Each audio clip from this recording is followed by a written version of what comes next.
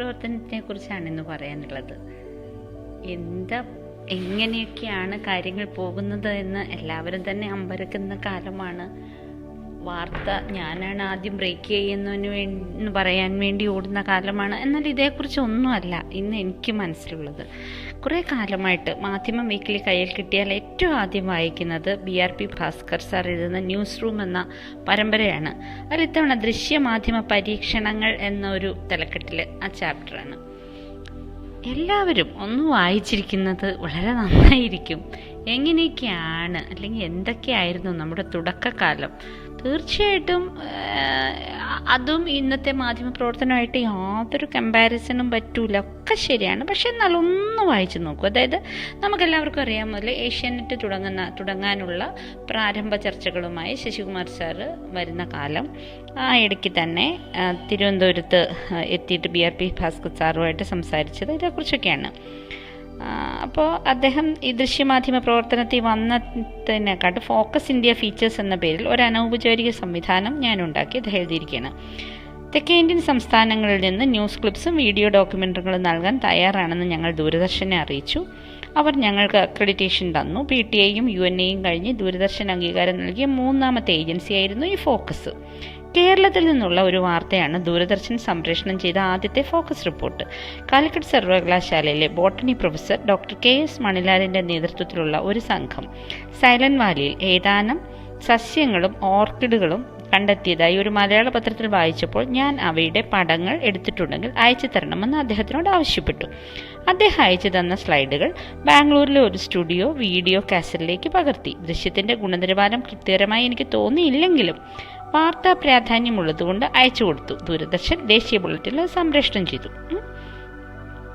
അങ്ങനെ ഇത് തുടങ്ങിയിട്ട് അതിൻ്റെ രസം എന്താ വെച്ചാൽ, ദൂരദർശൻ ഈ 50 സെക്കൻഡിലുള്ള ഒരെണ്ണം സംപ്രേഷണം ചെയ്താൽ 2500 രൂപയാണ് കിട്ടുക. അപ്പോൾ ക്യാമറ വാടക, യാത്രാ ചിലവ്, എഡിറ്റിങ്ങിന് സ്റ്റുഡിയോയിൽ കൊടുക്കേണ്ട പണം, ഇതെല്ലാം കണക്കാക്കുമ്പോഴത്തേക്ക് അതിൽ കൂടുതൽ ചിലവാകും. ഇതിൽ ഈ ഫോക്കസിലുള്ളവർക്കൊക്കെ ജോലിയുണ്ട്, അതുകൊണ്ട് ഇതിൽ നിന്ന് കാശൊന്നും ഉണ്ടാക്കണ്ട. പക്ഷെ ചിലവായ പൈസ തിരിച്ചു കിട്ടണമല്ലോ. അതിനിവരുണ്ടാക്കിയത് 4 റിപ്പോർട്ടുകൾ മനസ്സിൽ കണ്ടുകൊണ്ട് ഒരാൾ വാടകയ്ക്കെടുത്ത് കാറിൽ വാടകയ്ക്കെടുത്ത ക്യാമറയുമായി രാവിലെ യാത്ര തിരിക്കും. അന്ന് രാത്രി തന്നെയോ അല്ലെങ്കിൽ പിറ്റേ ദിവസമോ ഇത് ബാക്കിയും കൂടി എടുത്ത് ഇവരിത് മൊത്തം എടുത്ത് അങ്ങനെയാണ് ഇവർ പൊതുവെ ചെയ്തുകൊണ്ടിരുന്നത്. അപ്പോൾ അങ്ങനെ എടുത്ത റിപ്പോർട്ടുകൾ ഏതാണെന്നറിയോ?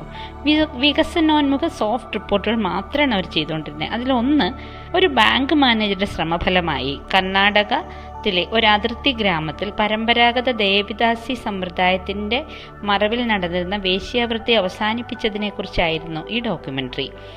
ഗ്രാമത്തിലെ പുരുഷന്മാർ മദ്യപാനികളായിരുന്നു. ലൈംഗിക തൊഴിലാളികളെ അന്വേഷിച്ച് പുറത്തുനിന്ന് വരുന്നവർക്ക് മദ്യം വിൽക്കുകയായിരുന്നു അവരുടെ പ്രധാന ജോലി. നഗരത്തിൽ നിന്നെത്തിയ ഗ്രാമീണ ബാങ്ക് മാനേജർ തൊഴിൽ ചെയ്ത് ഉപജീവനം നടത്താൻ വായ്പ നൽകാൻ തയ്യാറാണെന്ന് അവിടുത്തെ സ്ത്രീകളോട് പറഞ്ഞു. ആദ്യം അവർ കാര്യമായി എടുത്തില്ല. ഏതാനും ദിവസങ്ങൾക്ക് ശേഷം ഒരു സ്ത്രീ ബാങ്കിൽ ചെന്ന് മാനേജരോട് വായ്പാ പദ്ധതിയെക്കുറിച്ച് ആരാഞ്ഞു. അദ്ദേഹം അവർക്ക് വീട്ടിൽ ചെയ്യാവുന്ന പലതരം കൈത്തൊഴിലുകളെക്കുറിച്ച് പറഞ്ഞു കൊടുത്തു. പണി തുടങ്ങാൻ ധനസഹായവും നൽകി. അവരുടെ മാതൃക പിന്തുടർന്ന് മറ്റ് സ്ത്രീകളും ബാങ്ക് വായ്പയോടെ കൈത്തൊഴിലുകൾ തുടങ്ങി. പിന്നീട് അവർ സംഘടിച്ച് പുരുഷന്മാരെ മദ്യപാനത്തിൽ നിന്ന് മുക്തരാക്കി.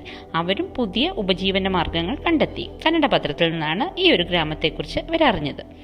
അപ്പോൾ രണ്ടാമത്തെ ഡോക്യുമെൻ്ററി മഞ്ജുനാഥ സ്വാമി ക്ഷേത്രത്തെക്കുറിച്ചായിരുന്നു. അതിൻ്റെ പ്രത്യേകത എന്നാന്ന് വെച്ച് കഴിഞ്ഞാൽ, ശരിക്കും വൈഷ്ണവ ശൈവ 2 വേർതിരിവുണ്ട് ഹിന്ദു മതത്തിൽ. അതിൽ വൈഷ്ണവനായ പൂജാരി പരമശിവനെ പൂജിക്കുന്ന ഒരു ക്ഷേത്രമാണത്ര ഈ മഞ്ജുനാഥസ്വാമി. അപ്പോൾ അവർക്കൊരു പേടി, അത് വേണമെങ്കിൽ ആ ഡോക്യുമെൻ്ററി വേണമെങ്കിൽ വിവാദമായേക്കാം എന്ന് പോലും ഭയം ഉണ്ടായിരുന്നു. പക്ഷേ കാലം മറ്റൊന്നായിരുന്നു. ഇന്നത്തേതുപോലെ എന്തിനും ഏതിനും വിവാദവും കണ്ടെത്തി നടക്കുന്ന കാലമായിരുന്നില്ല അത്. അങ്ങനെ അവസാനം ആ 2 ഡോക്യുമെൻ്ററിയൊക്കെ ചെയ്തു. അങ്ങനെ വളരെ വായിക്കേണ്ട ഒരു കഥയാണ്. എങ്ങനെയാണ് PTIയുടെ പദ്ധതി, ഏഷ്യാനെറ്റ് പോലുള്ള സ്ഥലമൊക്കെ എങ്ങനെയാണ് ഉണ്ടാക്കിയത്, ഇതെല്ലാം വായിച്ച് അങ്ങനെ മാധ്യമപ്രവർത്തനത്തിൻ്റെ തുടക്കത്തെക്കുറിച്ചും ഇന്ന് അതിൽ നിന്നെല്ലാം എന്ത് മാറ്റമാണ് വന്നിരിക്കുന്നതെന്നും ഒക്കെ ആലോചിക്കുമ്പോൾ മറ്റൊരു വാർത്ത ഇന്ന് വന്നിട്ടുണ്ട്. നിങ്ങൾ കണ്ടായിരുന്നോ? കൊയിലാണ്ടിയിൽ ഒരു ENT ഡോക്ടർ ഗ്ലൂക്കോസ് തുള്ളിമരുന്ന് പതിവായി മൂക്കിലിറ്റിച്ച് കോവിഡ് പിടിപെടുന്നത് തടയാമെന്ന് കണ്ടെത്തിയെന്നൊരു വാർത്ത. ആ കണ്ടെത്തലിനെ പ്രധാനമന്ത്രിയും ഇന്ത്യൻ കൗൺസിൽ ഫോർ മെഡിക്കൽ റിസർച്ചും ICMR അഭിനന്ദിച്ചു എന്ന വാർത്ത. ഈ വാർത്തയെക്കുറിച്ച് പലരും അന്വേഷിച്ചു. ഞാൻ പലരിൽ നിന്നും വായിച്ചതാണ്. NWMIയിൽ ഇന്ന് വന്ന് അതിനെക്കുറിച്ചുള്ളൊരു കുറിപ്പിൽ നിന്നാണ് ഞെട്ടിപ്പോയത്. ഇത് വായിച്ചപ്പോഴേ ഓർത്തായിരുന്നു ഇതൊരു മാതിരി ഫേസ്ബുക്ക് വാട്സപ്പ് യൂണിവേഴ്സിറ്റി പോലും വരാത്ത പോലത്തെ അത്ര അടിസ്ഥാനമില്ലാത്ത വാർത്തയാണല്ലോ. ഇതെങ്ങനെയാണൊരു പ്രധാന പത്രം അതെങ്ങനെയാണ് ഇത് ഇട്ടതെന്ന് അത് യഥാർത്ഥത്തിൽ ഏതെങ്കിലും എഡിറ്ററിലും കാണില്ലേ? മൂക്കിനകത്ത് ഗ്ലൂക്കോസ് തുള്ളിമരുന്ന് ഇറ്റിച്ച് കോവിഡ് തടയാം എന്നൊക്കെ പറഞ്ഞാൽ അതൊരു കുറച്ച് അങ്ങനെ ആലോചിച്ചപ്പോൾ അതിനെഴുതിയത് അതൊരു പ്രാദേശിക ലേഖകനാണ് ഇത് കൊടുത്തത്. അവസാനം എന്തടിസ്ഥാനത്തിലാണ് പ്രധാനമന്ത്രി അഭിനന്ദിച്ചു എന്ന് എഴുതിയതിന് ലേഖകന് മറുപടി ഉണ്ടായില്ല. രേഖയോ കത്തോ ഒന്നുമില്ല. ICMR ഈ കണ്ടുപിടുത്തത്തെ അഭിനന്ദിച്ചു എന്ന് എഴുതിയിരിക്കുന്നതോ? അപ്പോൾ കിട്ടിയ മറുപടി കണ്ടുപിടുത്തത്തെ അല്ല അഭിനന്ദിച്ചത്, ഡോക്ടറുടെ ശ്രമത്തെ അഭിനന്ദിക്കുന്നു. ഇതേക്കുറിച്ച് കൂടുതൽ തെളിവുകൾ കിട്ടേണ്ടതുണ്ട് എന്നും കൂടുതൽ ഗവേഷണങ്ങൾ നടത്തേണ്ടതുണ്ട്. അതിപ്പോൾ നമ്മൾ വെറുതെ മൂക്കിൽ നാരങ്ങ ഒഴിക്കട്ടെ, തലയിൽ ചാണകം വയ്ക്കട്ടെ എന്ന് ചോദിച്ചാലും ചിലപ്പോൾ ഇങ്ങനെയുണ്ടെങ്കിൽ അതിന് തെളിവ് തരൂ എന്ന് ആരും പറയുന്നതാണ്. അതിനാണ് അഭിനന്ദനം എന്നൊക്കെ പറയുന്നത്.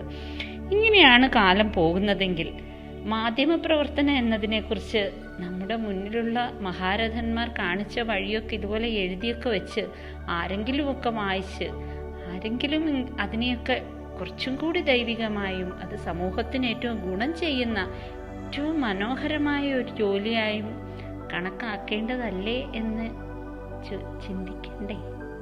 ശുഭരാത്രി.